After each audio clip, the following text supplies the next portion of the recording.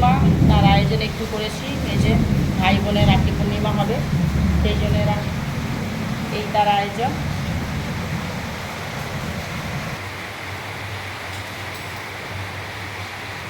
তিনবার আর লেগে যাবে, এটা দূর থেকে দাও, দূর থেকে দাও। এবার নে,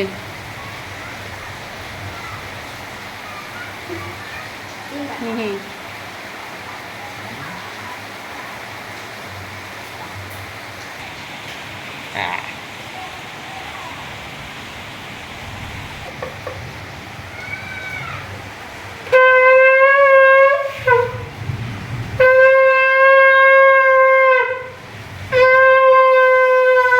ওটা ছড়াচ্ছিস কেন?